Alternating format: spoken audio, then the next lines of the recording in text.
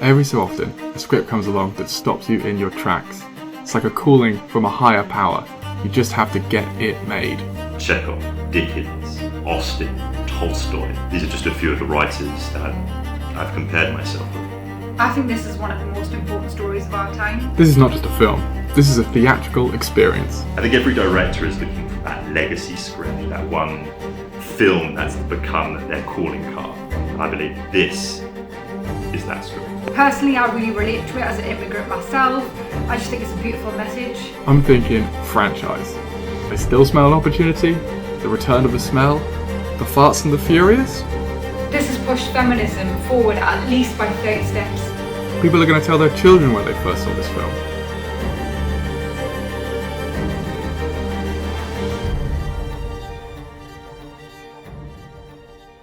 So the story is actually inspired in a lot of ways by my wife, which may not sound like a flattering comparison given what happens in the story, but it is a compliment. She is like Chloe and Natasha. She's an immigrant from a diverse background. She introduced me to a lot of her other colleagues who are very similar to these two women. They are ambitious, hardworking, but also very funny. They are completely willing to make a fool of themselves and be brave and put themselves out there. And I just thought it would be fascinating to take these women we don't usually see in these films and put them into, frankly, an objectively ridiculous situation. So the story follows Chloe Tran and Natasha Rohan, two business partners and best friends, as they prepare for the biggest pitch of their careers. While waiting for the imperious Mr. Jensen, the investor, something happens which could potentially derail the whole opportunity. And in that desperation, they make a decision, which is frankly shocking. The location is incredibly important to this story. I wanted to act as almost another character within it. We've got these two pantsuit-wearing protagonists, these modern businesswomen coming into this space, which is old and stuffy and traditional and very alien to them. So it just really adds to that sense of tension. It's a tense, taut action thriller, masquerading as a silly comedy. Just replacing that ticking time bomb with a, well, literal fart.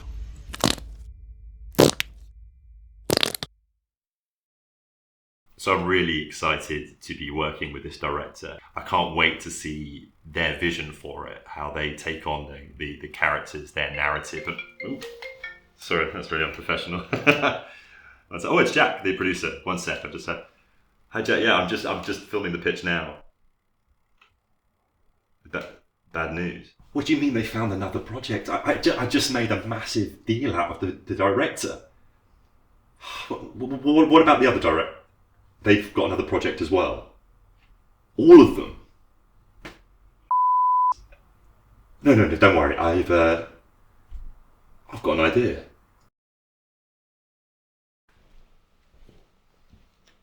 Action.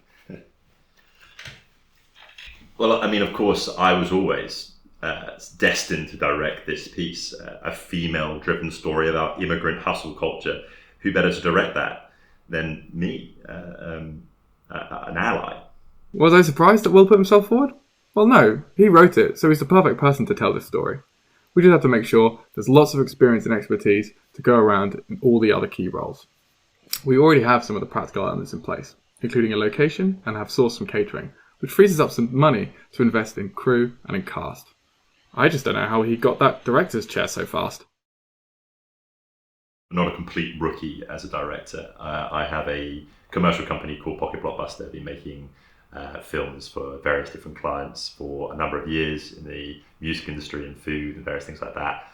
And recently shot another short film called Who's Your Daddy, which follows that very familiar tale of meeting the parents for the first time and then just having the overwhelming desire to the dad. And on top of that, through Centerframe, I've managed to meet some other incredibly talented and wonderful directors. And I guess now that I'm directing, I can just steal all of their ideas.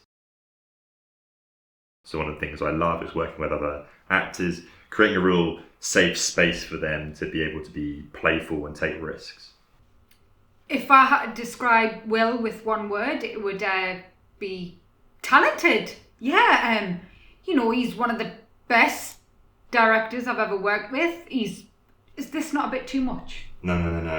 No, the script's perfect. Bar one word, talented, visionary. That's really good. And I mean, don't take this the wrong way, but I feel like the acting at the moment's just not very good. So maybe up it a little bit and throw in some tears. Yeah, make it a sad moment. If I had to describe Will with one word, it would be visionary. He's just really, really talented, and I'm really, really lucky that he's my director because he's so creative. So I confess this is ultimately a very silly movie. It is about a very ill-timed fart. But just imagine giving £10,000 funding to make the sleekest, sexiest, best-looking film about a fart that was ever made. I mean, frankly, given the state of the world and how everything is, I think that's exactly what humanity needs. So, there's only one question left. Do you smell an opportunity?